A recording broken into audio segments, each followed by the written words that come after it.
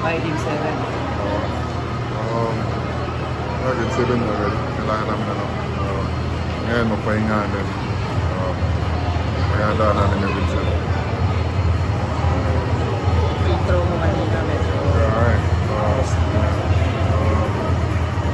Sayang yung game. So, nandun kami. Pero, yun nga, last stage namin. Gusto ba yung top? Okay na, okay naman. 100% ka na. Would you say na? Tayo naman sila na Game 7. Hindi na first time na Game 7, pero more than that.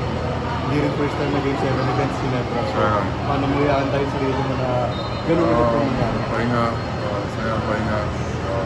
Muna isip yun nga, bukas na, may viewing kami bukas. May practice kami 2 days. Saan ka sa Gilas practice? Oo, no.